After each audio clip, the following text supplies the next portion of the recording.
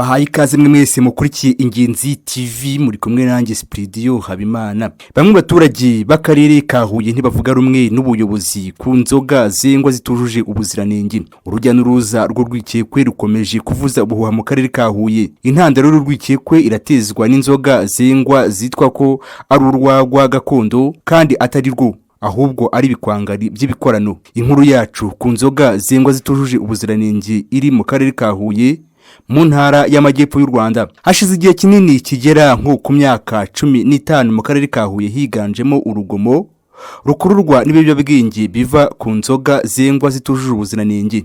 Imisi uko ishira, bamwe baturage bo mu Karere ka Huye bagira bati inzego zitandukanye z'ubuyobozi aho guca inzoga z'inkorano zengwa zitujuje ubuziranenge usanga bafunga ba rubanda rugufi, abifite bagakingirwa ikibaba. Uwa mbere ushyirwa mu majwi mu gukingira ikibaba abenga ibikwangari agahohotera rubanda rubinywa cyangwa uwenga injerikani imwe n'uyobora isibo yungirijwe n'irondo.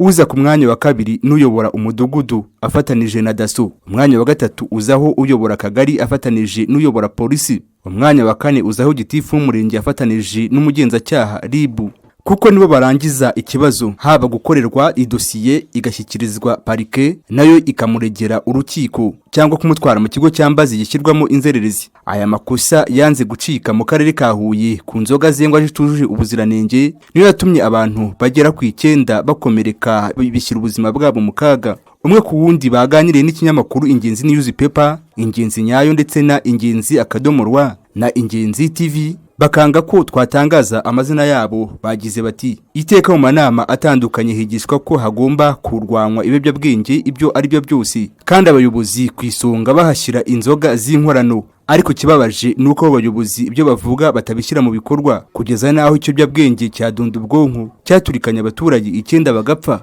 Uwo twahaye izina rya Karisa kubw'umutekano we tuganira yagize ati mu ntara y'Amajyepfo mu Karere ka Huye umurenge wa Tumba ahitwa Icyamana hari ikiswe uruganda rwenga ikiyobyabwenge cyitwa dundubwonko cyaje guturika mu gihe yenga na kanyanga, kubera ko inzego zose azigenera ifaranga nta watinyuka kumufata. Igihe cyose bivuga ko cyarwa cy'Imana na cyarwa sumo hengerwa ibiyobyabwenge bikanahacururizwa, ariko nta cyakozwe ngo bicike. Uwo twahaye izina rya Teteri we yagize ati haryahora imirwano kugeza naho usanga abasinze bahakorera ubusambanyi ntacyo bikanga kuko baba basinze.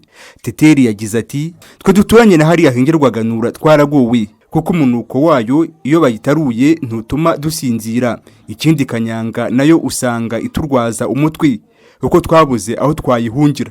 Yakomeje dutangariza ko badukanye n'indi bise wazo banana nayo iyinyweye ntamenya aho ataha nta nubwo bajya bakaraba.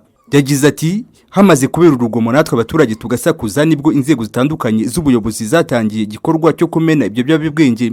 Umwe mu baganga bakorera mu bitaro bya CHIB twaganiriye akanga ko twatangaza amazina ye kubera umutekano we. Yagize ati biriya byabwenge bikoreshwamo teneri ivanga amarangi, aho yagize ati leta nihagurukire kubirwanya kuko bikomeje mu myaka 5 iri imbere nta wabinyweye waba gihumeka. Ubwo umwe mu ijerekani yaturikaga hari hamaze kubwirwa ububi bwabyo. Butoyi yananiwe gucana mu byamenwe, watwite ijerekani nawe byaramwokeje kimwe na bagenzi be. Kuba abantu bagera kuri 17 barwaye kubera inzoga z'inkorano zengwa zitujuje ubuziranenge biteye agahinda. Niba hafatwa litiro 20 zo mu butabire butazwi zikaba zijya mu mubiri wa muntu, murumva hirya y'ejo bizagenda gute? Nubwo abaturage bakomerekejwe na dundubwonko bashobora gukira, ariko nta cyizere ko hari icyo bazongera gufasha imiryango yabo. Umurenge wa Gishamvu ahitwa Ishori dundubwonko yashinze ibiringiro vumbi yo mu murenge wa Gishamvu. Umwe wengaga icyo cyabwenge arafunze. Umurenge wa Rusatira naho birahari. Ugereranije Akarere ka Huye usanga kaza kwisonga mu ntara y'Amajyepfo kwinga inzoga z'inkorano zengwa zitujuje ubuziranenge. Urwego rwose rurebwa n'iki kibazo ntirushaka kuganira n'itangazamakuru. Abaturage batanga amakuru usanga bahohoterwa, kandi kurwanya icyaha kitaraba nizo nshingano za buri wese. Iyi ni Ingenzi TV.